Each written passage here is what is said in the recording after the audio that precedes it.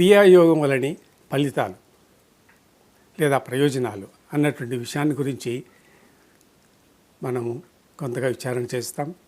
గత వీడియోలో మీకు ఈ క్రియాయోగాన్ని గురించి విపులంగా చాలా అంశాల కింద చెప్పాను. కానీ క్రియాయోగం చేస్తే దానివల్ల మనకు కలిగే ప్రయోజనాలు ఏంటి, యోగ సిద్ధులు ఏంటి, యోగ శక్తులు ఏంటి అన్నటువంటి విషయాన్ని తెలుసుకున్నాం. ప్రధానమైనటువంటి ప్రయోజనాలు ఫలితాలు మనకేమొస్తాయంటే ఈ క్రియాయోగం వల్ల మనకు ప్రజ్ఞ వస్తుంది. ప్రజ్ఞ అంటే ఏంటంటే జ్ఞానం కాదు, జ్ఞానం కంటే మించినటువంటి వ్యవస్థ అన్నమాట. అంటే భూత భవిష్యత్ వర్తమాన కాలాలకు జన్మలకు సంబంధించినటువంటి జ్ఞానం ప్రజ్ఞ అంటారు. అంటే మనకు శుద్ధ ప్రజ్ఞ లేదు, పరిమిత ప్రజ్ఞ మాత్రమే ఉంది. ఆ పరిమిత ప్రజ్ఞ మనకు ఉంది కాబట్టి మన గత జన్మల గురించి మనకు తెలియదు, రాబోయే జన్మల గురించి కూడా మనకు తెలియదు. కాబట్టి ఆ జ్ఞానం మనం సంపాదించాలి, దాన్ని ప్రజ్ఞ అంటాం. మనకుండేది కేవలము పరిమిత ప్రజ్ఞ, మాయా ప్రజ్ఞ, శుద్ధ ప్రజ్ఞ, రాశి ప్రజ్ఞ మాత్రమే. ఇది 360 డిగ్రీలలో ఘనీభవించిపోయింది. నీకు ఆ శుద్ధ ప్రజ్ఞ, భూత భవిష్యత్తు వర్తమాన కాలాల జన్మల విషయాలు నీకు కావాలంటే శుద్ధ ప్రజ్ఞ నీకు ఉండాలి. ఆ శుద్ధ ప్రజ్ఞ మనకు లేదు. ఈ శుద్ధ ప్రజ్ఞ ఎక్కడ ఉందంటే రాశి మండలంలో క్విల్ అనేటువంటి స్థలంలో నీ శుద్ధ ప్రజ్ఞ డిపాజిట్ అయి ఉంది. అంటే జన్మకు రాబోయేటువంటి జీవాత్మ తనలో ఉండేటువంటి శుద్ధ ప్రజ్ఞను రాశిమండలంలోని క్విల్ అనేటువంటి ఒక స్థలంలో డిపాజిట్ కాబడి ఉంటుంది.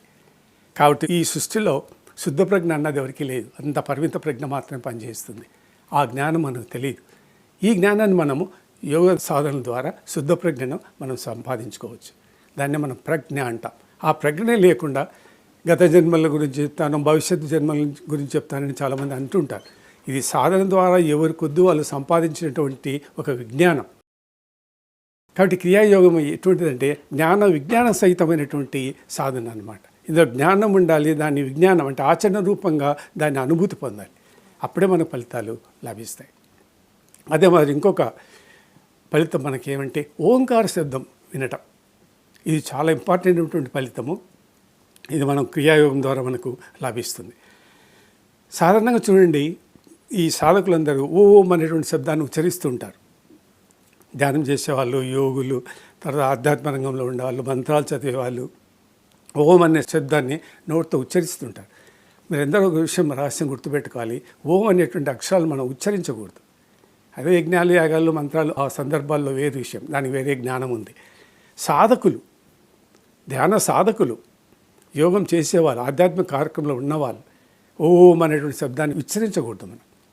మన ఎంగిలి నోటితో ఆ పవిత్రమైనటువంటి పదాన్ని ఉచ్చరించకూడదు. ధ్యానులు గమనించవలసింది ఏంటంటే ఓంకార శబ్దం మనకు బొడ్డు నుంచి పుడుతుంది, ఇక్కడ నుంచి బయటకు వస్తుంది అన్నమాట. మన నోరు తెరవకుండానే ఈ ఓంకార శబ్దం చుట్టుపక్కల ఉండే ప్రదేశాలను కూడా నీకు వైబ్రేషన్లు కల్పిస్తాయి. నీ శరీరాన్ని కూడా వైబ్రేషన్ కల్పిస్తుంది. దాని ద్వారా వాణిలో యోగక్రియ జరుగుతుందని బయట ఉండే వాళ్ళకి అనుకోవచ్చు. కాబట్టి ఆ ఓంకార శబ్దాన్ని వినేటువంటి శక్తిని మీరు సంపాదించాలి. ఆ శక్తి మనకు క్రియాయోగం ద్వారా కూడా లభిస్తుంది. కాబట్టి మొత్తం ధ్యాన శాస్త్రము, యోగ గ్రంథ శాస్త్రాల ప్రకారం ఇది మనకు లభిస్తుంది. మూడవ ప్రయోజనం ఏంటంటే మోక్షం. మహావతార్ బాబాజీ యొక్క ప్రధాన ఉద్దేశం ఈ క్రియాయోగం వల్ల ఏంటంటే మోక్షం కావాలి అని. మోక్షానికి ఎన్నో పద్ధతులు ఉన్నాయి, క్రియాయోగమే కాదు. క్రియాయోగం వచ్చింది మన కలియుగంలో 18వ శతాబ్దంలో బాబాజీ గారు రూపొందించింది. అంతకుముందు యోగాలు ఉన్నాయి, జనాలు ఉన్నారు, యుగాలు ఉన్నాయి. కోట్ల సంవత్సరాల నుంచి మానవ జన్మ ఉంది. మోక్షం పోయాలి, మోక్షం పోతున్నారు, స్వర్గానికి పోతున్నారు. ఈయన వచ్చిన తర్వాతే మనకు మోక్షం కావాలని కాదు, ఇది కూడా ఒక పద్ధతి. మోక్షం పాటించవలసిన మార్గాలలో ఈ క్రియాయోగం కూడా ఒకటి. జీవ బ్రహ్మైక్య రాజయోగం ద్వారా కూడా మనకు మోక్షం రావచ్చు, జ్ఞానం ద్వారా మనకు మోక్షం రావచ్చు, సరే కుండలి యోగం ద్వారా కూడా మనకు మోక్షం రావచ్చు, ప్రాణశక్తిని నాడీ మండలం ద్వారా, క్షేత్రాల ద్వారా, చక్రాల ద్వారా సహస్రానికి చేర్చే దానివల్ల కూడా మన మోక్షం వస్తే ఎన్నో పద్ధతులు ఉన్నాయి. శ్రీకృష్ణుడు మోక్షానికి 4 యోగ మార్గాలను చూపించాడు, భక్తి యోగం, కర్మయోగం, ధ్యాన యోగం అని. వాటి ద్వారా కూడా మనకు మోక్షం వస్తుంది. అయినప్పటికీ బాబాజీ గారు ప్రయోగంగా తను ఒకటి సాధించారు ప్రత్యేకమైనటువంటి పద్ధతిలో. కలియుగంలో ఈ యొక్క జ్ఞానాన్ని, సాధనను మళ్ళీ పునరుద్ధరించాలి అన్నటువంటి ఉద్దేశంతో ఆయన ఈ క్రియాయోగాన్ని స్థాపించాడు. దానివల్ల కూడా మనము మోక్షం పొందవచ్చు. చూడండి, ప్రత్యేకమైనటువంటి ప్రయోజనం ఇంకొకటి, మన క్రియాయోగంలో మన బ్లడ్ ఉంది. ఈ బ్లడ్ గ్రూపులు ఉంటాయి. ఎన్ని వీన్స్లో, నరాలలో, రక్తనాళాల్లో ప్రవహిస్తూ ఉంటాయి. ఒక గ్రూప్ ఏబిసిడి అని ఏంటో మనకు మెడికల్ సైన్స్లో చెప్తుంటారు. ఈ గ్రూపు కూడా మారిపోతుందంట. అంటే ఆ ప్రమాణం ప్రకారము చేయవలసిన విధంగా మనం యోగ సాధన చేసుకుంటూ పోతే మన బ్లడ్ గ్రూప్ కూడా మారిపోతుంది. చాలా గొప్ప క్రియ అన్నమాట ఇది, చాలా గొప్ప ఫలితం ఇది. ఇంతకుముందు యోగ శాస్త్రాల్లో ఈ విషయాన్ని గురించి ఎక్కడ ప్రస్తావన లేవు. ఇప్పుడు మనకి అష్టాంగ యోగం ఉంది, తర్వాత యోగ శాస్త్రాలు పద్ధతులు చాలా ఉన్నాయి. ఆ పద్ధతుల ప్రయోజనాల్లో సిద్ధులలో మనకు దీని గురించి ఎక్కడ చెప్పబడలేదు. బ్లడ్ గ్రూప్ మార్చేటువంటి క్రియా విధానం అదొక క్రియ, అందుకే క్రియాయోగం అని చెప్పబడింది.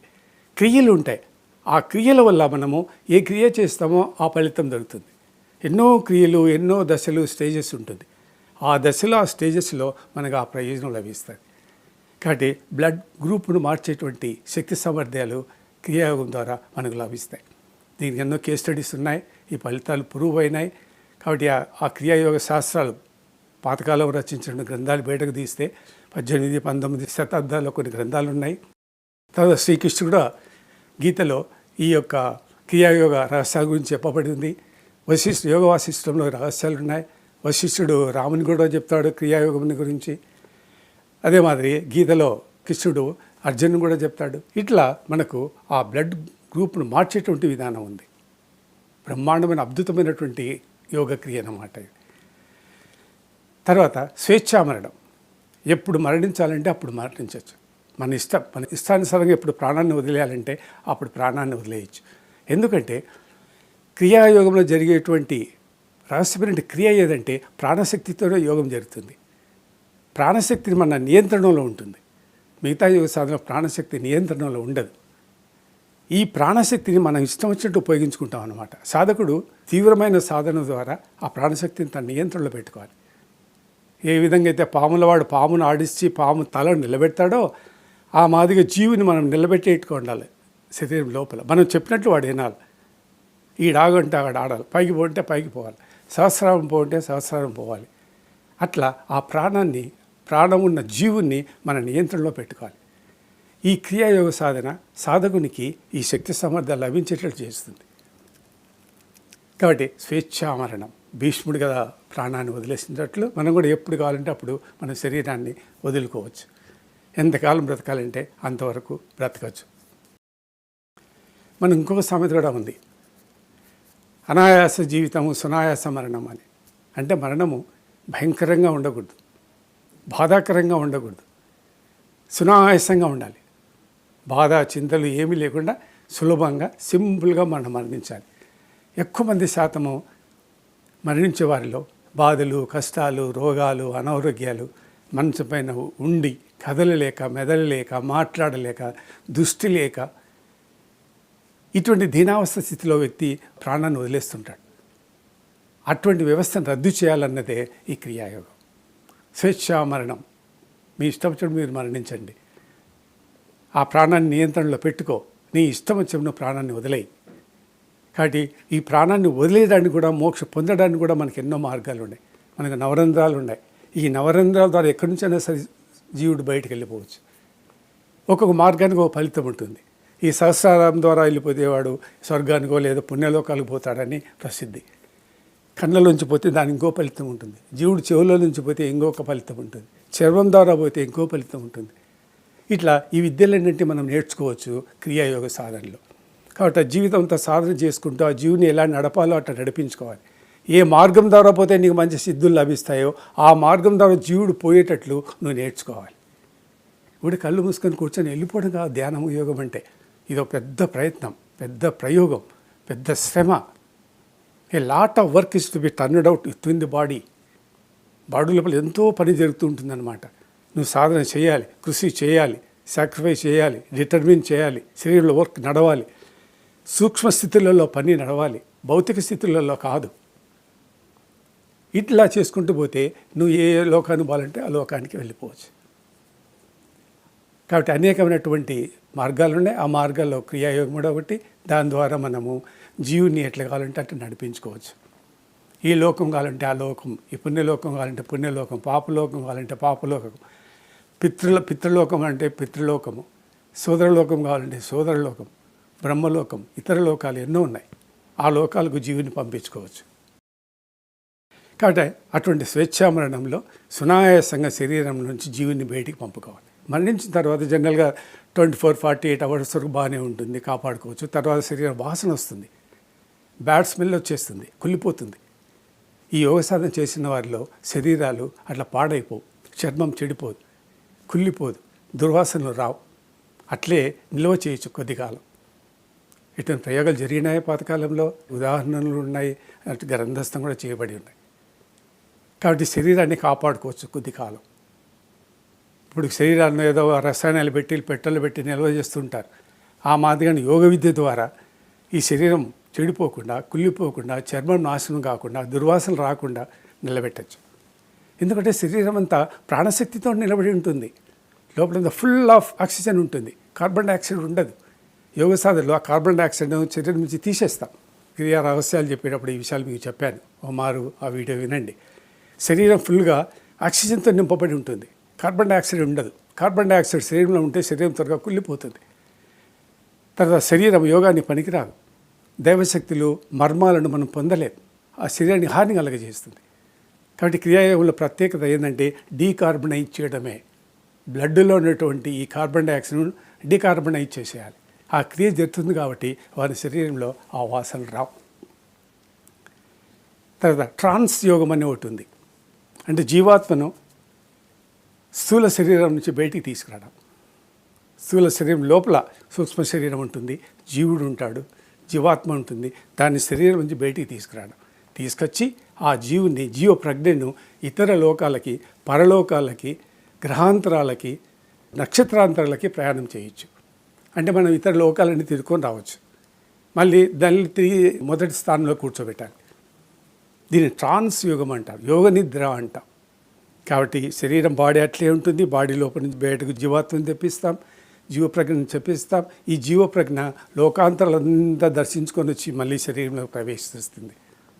పరకాయ ప్రవేశం అని శంకరాచార్యుల వారు చేశారు, అది ఇదే. కాబట్టి క్రియాయోగంలో ఉండే ఫలితము శంకరాచార్యులు వారు చేసినటువంటి పరకాయ ప్రవేశము ఇదే క్రియనే. వారు ఎప్పుడో చాలా కాలం కింద చేశారు, మళ్ళీ దాన్ని ఇప్పుడు పునరుద్ధరించారు మా అవతార్ బాబాజీ గారు. ఈ విద్యలన్నీ ప్రాచీనమైనటివే, కొత్త ఏం కాదు. కానీ ఆ పద్ధతులు, టెక్నిక్స్ కొద్దిగా మార్పు కూర్పులు చేసుకుంటూ ప్రవేశపెడుతూ ఉంటారు కాలానుగుణంగా.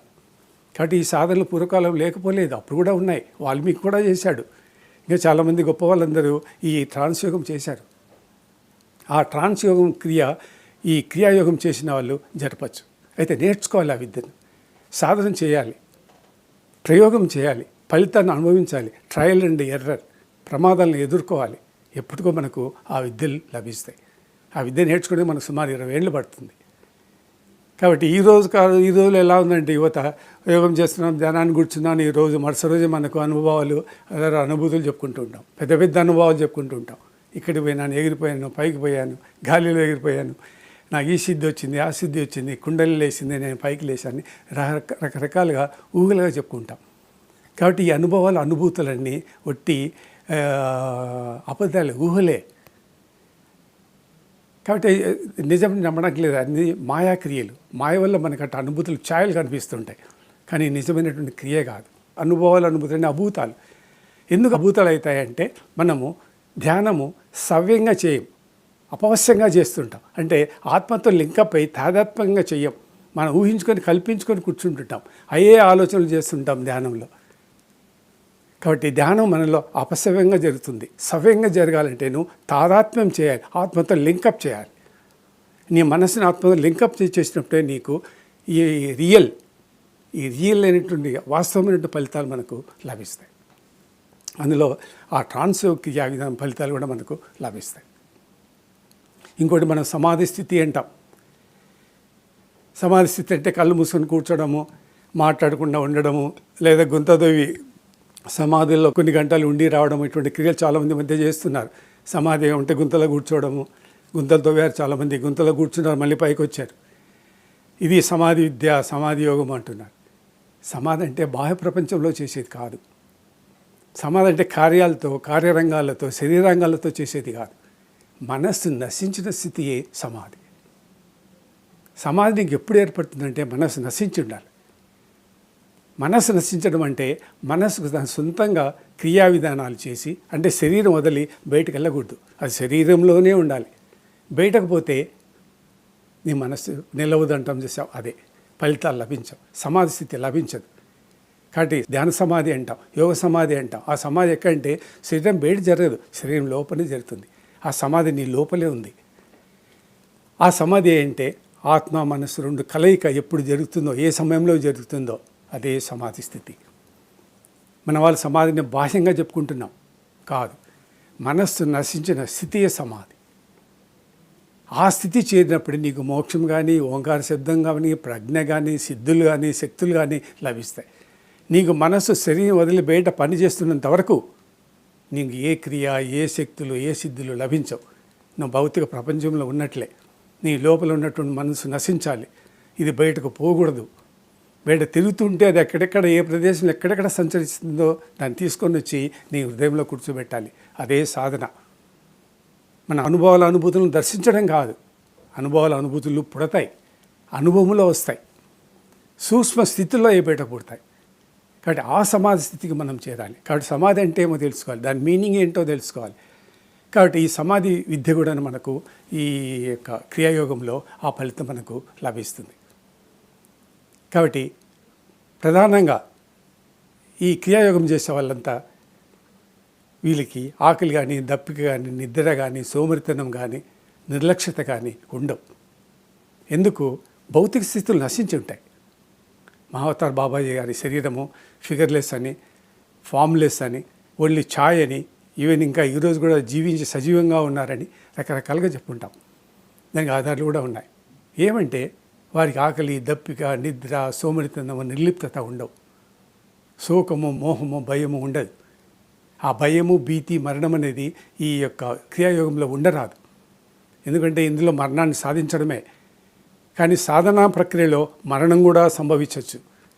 ఎందుకంటే ఈ విద్య ప్రాణంతో జరుగుతుంది, ప్రాణశక్తితో జరుగుతుంది, అంతరము బ్లడ్లో జరుగుతుంది, ఆక్సిజన్ అండ్ కార్బన్ డైఆక్సైడ్తో జరుగుతుంది. ఈ వివరాలన్నీ మీకు మొదలే క్రియాయోగ ప్రస్తావనలో చెప్పాను. కాబట్టి ఫలితాలలో కూడా అంతే, మనకు ఈ మరణ భయం ఉండరాదు. ఈ మరణ భయం ఉండినట్లయితే క్రియాయోగ ఫలితాలు లభించవు. అనుభవాల ప్రసక్తి పక్కన పెట్టాలి. కాబట్టి ఇంకా ప్రయోజనం, మన వేరే ప్రయోజనాలు ఎలా ఉంటాయంటే మనకు స్ఫురణ శక్తి వస్తుంది. స్ఫురణ అంటే ఏదైనా ఒక ఆలోచన మన మనసులో తట్టిందనుకోండి, అది జరిగి తీరుతుంది. అది స్ఫురణ శక్తి. అది నీ సాధనతో, నీ ప్రయత్నంతో లభించేది కాదు. ఇవన్నీ దివ్యశక్తులు, దైవశక్తులు. ఇవన్నీ ఆత్మతో సంబంధమై ఉంటాయి. ఈ శక్తులు, సిద్ధులన్నీ ఆత్మ యొక్క సూపర్విజన్లో, నియంత్రణలో ఉంటాయి. నేను ధ్యానం చేశాను, నాకు ఈ శక్తులు వచ్చాయి, ఇంకా వస్తాయి, ఇంకా నీ ప్రయత్నంతో ఏ ఫలితాలు లభించవు. ఇంత భౌతికము, లౌకికము, బాహ్యము. శక్తులు, సిద్ధులు, ప్రయోజనాలు, మహామక ఉన్నత స్థాయి స్థితులు మీకు సూక్ష్మ స్థితిలోనే లభిస్తాయి, భౌతిక స్థితిలో లభించవు. ఆత్మ యొక్క ఆ సంకల్పంతోనే మనకి శక్తులు వస్తాయి. కాబట్టి నేను చేశాను, నేను సంపాదించాను, లేకపోతే నేను శక్తులు సంపాదించాలని చేసేది కాదు. దాంతకు అవే ఉత్పన్నమవుతాయి. నీ యొక్క త్యాగము, డిటర్మినేషను, సాధనా విధానాన్ని బట్టి భగవంతుడు అయిన్ని గమనిస్తుంటాడు శరీరంలో. ఎందుకంటే నువ్వు ఆత్మతోనే ధ్యానం చేస్తున్నావు కాబట్టి ఆత్మ నువ్వు ఎంత సాక్రిఫైస్ చేస్తున్నావో, ఎంత ధ్యానం చేస్తావో, భగవంతుడిపై ఎంత నమ్మకం ఉందో అంత గమనిస్తూ ఉంటుంది ఆత్మ. దాని ప్రకారమే నీకు ఫలితాలు వస్తాయి. కానీ నీ ప్రయత్నంతో, నీ క్రియలతో, బాహ్య క్రియలతో, భౌతిక అపీరెన్స్తో ఏ ఫలితాలు లభించవు. అది స్ఫురణ శక్తి.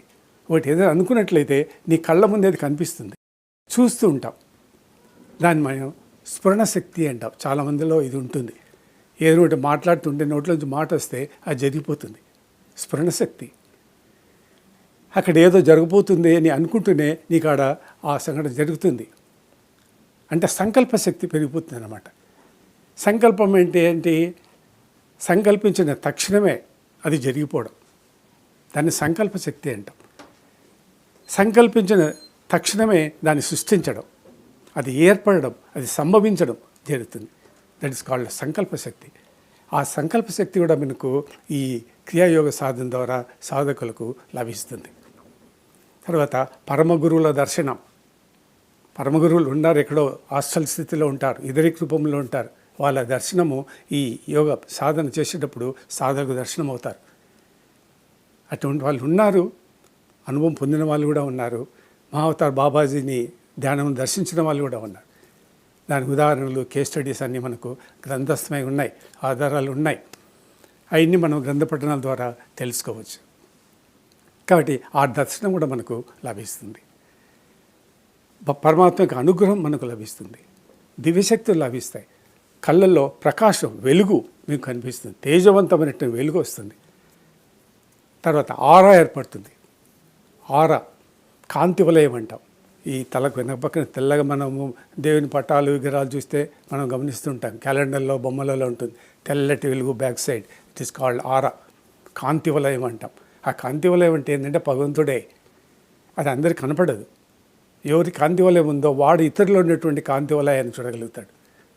వీడు క్రియాయోగి అని ఎవరంటే వాడిని మనం పట్టుకొని వీడి క్రియాయోగి చెప్పడానికి లేదు.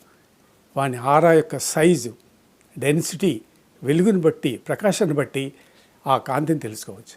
వీడు క్రియాయోగి అని. కాబట్టి అటువంటి ఆరా ఏర్పడుతుంది. దివ్యదృష్టి, దూరదృష్టి, తీక్షణ శక్తి చేసావా, దూర శ్రవణం, ఆకాశవాణి శబ్దాలు వినొచ్చు. ఇంట్యూషన్ శక్తి లభిస్తుంది. ఇంట్యూషన్ అంటే అంతర్బుద్ధి, అంతర్గ్రహణం, అంతర శబ్దాలు, సూక్ష్మ స్థితులు, వీటన్ని మనం ఇంట్యూషన్ అంటాం. ఇంట్యూషన్ అంటే మనకు తెలియదు. కళ్ళ కనపడేటువంటి ఒక విద్య, శక్తి అన్నమాట. దాన్ని ఇంట్యూషన్ పవర్ అంటాం.